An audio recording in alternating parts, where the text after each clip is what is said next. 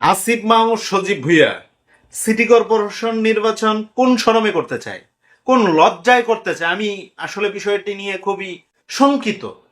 যে আসিফ মাহমুদ সজীব ভুঁইয়া উপদেষ্টা থাকাকালীন তার পিএস 311 কোটি টাকা দুর্নীতি করছে, যে আসিফ মাহমুদ সজীব ভুঁইয়া শুধুমাত্র নিজের এলাকার উন্নয়নের লক্ষ্যে সকল বরাদ্দ নিয়েছে, যে আসিফ মাহমুদ সজীব ভুঁইয়া ক্ষমতার চেয়ারকে অপব্যবহার করেছে, যে আসিফ মাহমুদ সজীব ভুঁইয়ার বিপক্ষে দুদকের তদন্ত করা উচিত, সেই আসিফ মাহমুদ সজীব ভুঁইয়া আজকে সিটি কর্পোরেশন নির্বাচন করতে চায়।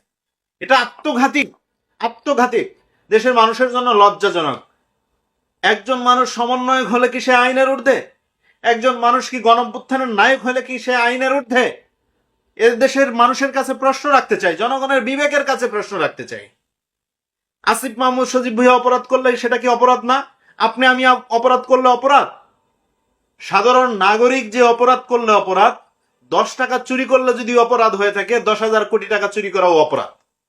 তাই কাজে আসিফ মাহমুদ সজীব ভুঁইয়া যদি সিটি কর্পোরেশন নির্বাচন করতে চায়, আমি জনগণকে বলবো, ভোটারদেরকে বলবো, আপনারা প্রতিহত করবেন, এই পাগল ছাগলদেরকে প্রতিহত করবেন। এরা ক্ষমতাকে অপব্যবহার করার জন্য, লুটপাট করার জন্য এরা নির্বাচন করতে চায়। দেখেছেন তো নাসির উদ্দিন পাটোয়ারি সহ আরো কয়েকটা উন্মাদ পাগল, এরা নির্বাচনকে সার্কাস বানিয়েছিল। এটা একটা অলৌকিক বিষয়, এটা সম্মানজনক জায়গা, এটাকে সার্কাসে পরিণত করতে চায়। সিটি কর্পোরেশন নির্বাচন করবে, খুললাম খুলনা 1.5 বছর খেয়েছে, আরো 5 বছর খেতে চায়। এই ধরনের সুযোগ, অনৈতিক সুযোগ কখনো কাউরে দেওয়া উচিত নয়। রাষ্ট্র এবং দেশপ্রেমিক যদি আপনি মানুষ হয়ে থাকেন, আপনি যদি জনগণকে ভালোবেসে থাকেন, আপনার সিটিকে আপনি ভালোবেসে থাকেন, এই ধরনের বাটপারদেরকে আপনারা সুযোগ দিবেন না। যেখানেই পাবেন সেখানেই প্রতিহত করবেন। নৈতিক দায়িত্ব বলছি, নৈতিক দায়িত্ব। আসিফ মাহমুদ সজীব ভুঁইয়া, যে বেচারার পায়ে স্যান্ডেল ছিল ছিঁড়া, হ্যাঁ, ডিবি অফিসে, সেই বেচারা এখন 18,000 20,000 টাকার জুতা পরেন। আমরা দেখেছি সে যখন ক্রিয়া উপদেষ্টা ছিল তখন তার পায়ে 1.5 লাখ টাকা 2 লাখ টাকার জুতা দেখা গেছে, হাতে দামি দামি ঘড়ি, ফোন, দামি গাড়ি, এখনো সে সরকারি বাসভবনে থাকে, নানাবিধ সুযোগ সুবিধা নিয়েছে, টাকার পাহাড় করেছে। আমরা কিছু গণমাধ্যমেও এসেছে যে আসলে তার টাকা কত হয়েছে এখন গুণে শেষ করা যাবে না। ঠিক একইভাবে হান্নান মাসুদ, অন্যান্য যারা সমন্বয়ক হয়েছে, সবাই আইনের ঊর্ধ্বে হয়ে গেছে। কেন ভাই, আইনের ঊর্ধ্বে কেন হবে?